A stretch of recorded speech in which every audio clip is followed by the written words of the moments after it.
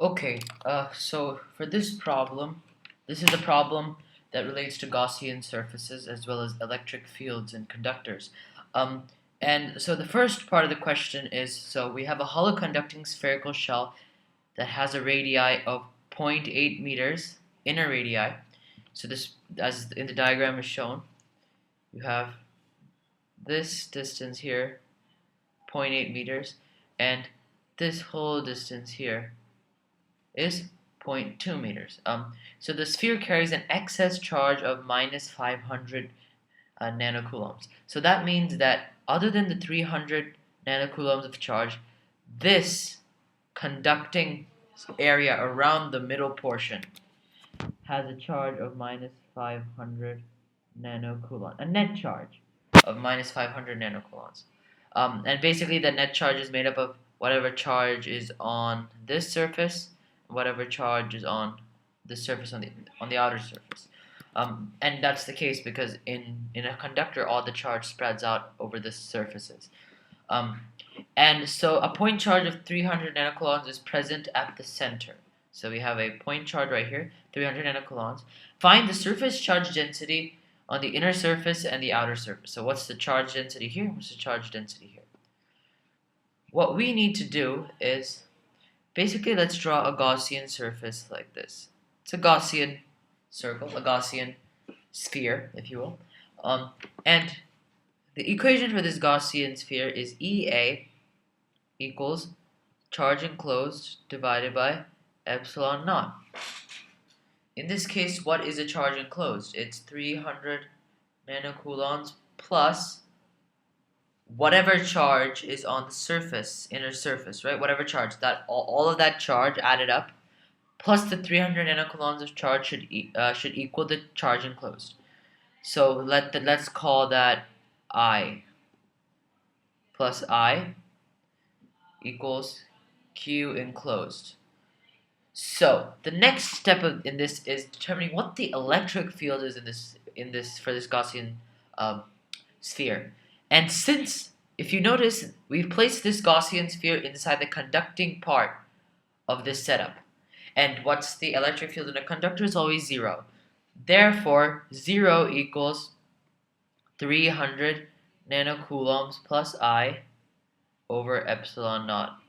And 0, because E field is 0, 0 times whatever the area is, doesn't matter, it's still 0. So therefore, 300 nanocoulombs plus I needs to equal 0. Therefore, the charge on the total charge covering this surface over here is nothing but minus 300 nanocoulombs. But we're not done here. It asks for the surface charge density. So now we know that since this is minus 300 nanocoulombs, and the total excess charge on the sphere, the inner surface charge plus the outer surface charge added up is minus 500 nanocoulombs. Therefore, the outer surface charge is minus 200 nanocoulombs. So basically, now it's pretty simple. The inner area density equals minus 300 times 10 to the power of minus 9, that's nanocoulombs, right? Divided by 4 pi 0.8 squared. Now, where did we get that? Remember, we're talking about a conducting spherical shell. And therefore, the surface area on the inner part is 4 pi r squared, r being 0.8.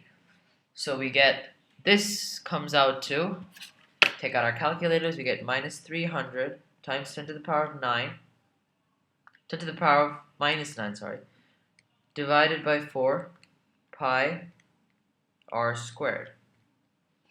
And you will get as a final answer minus 3.7 times 10 to the power of minus 8. And the units are obviously coulombs per meter squared. Then the outer surface charge density is just the same thing. It's minus 200 times 10 to the power of minus 9 divided by 4 pi 1.2 squared. 1.2 being the radius for the outer surface area.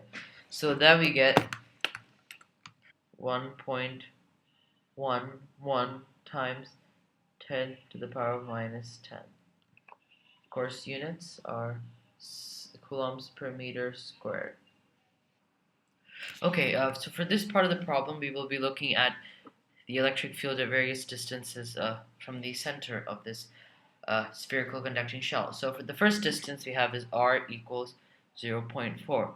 So somewhere, in this region, like about there. So what we need to do here is if we draw a little Gaussian sphere that encloses whatever is within r equals 0.4. And we can have we draw an equation.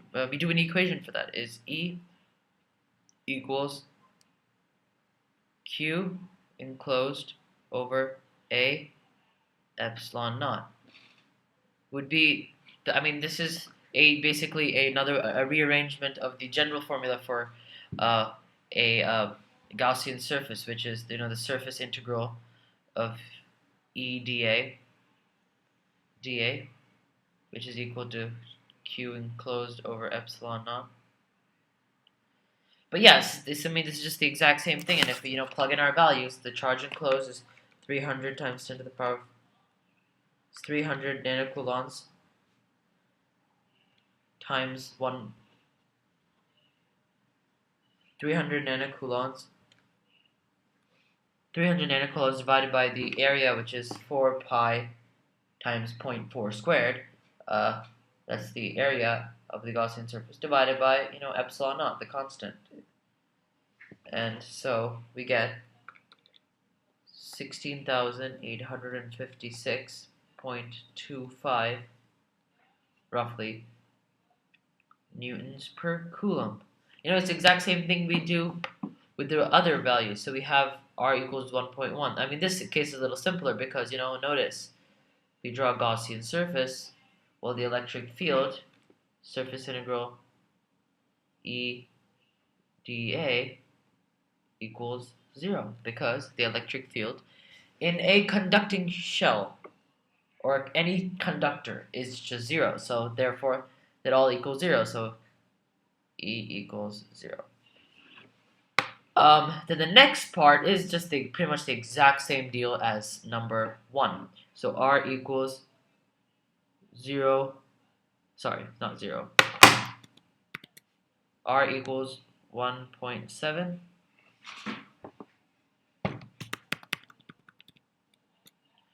R equals 1.7. So we have E equals Q enclosed over 4 pi r squared. 4 pi r squared is the surface area of a Gaussian, a Gaussian surface that would sort of look like this. I know my drawing is awful, but excuse that. And then that also divided by epsilon naught, the constant, 8.85 times 10 to the power of minus 12.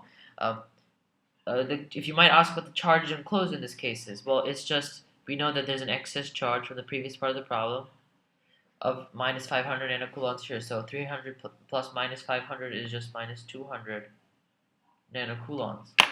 And so, therefore, we get minus 200. We get an answer of minus 622.15 newtons per coulomb. And there we have it. That's our problem that deals with Gaussian surfaces in electric conducting shells. Thank you so much. Please like, subscribe, and leave a comment letting me know what else you might want to see done. And yeah, see you next video.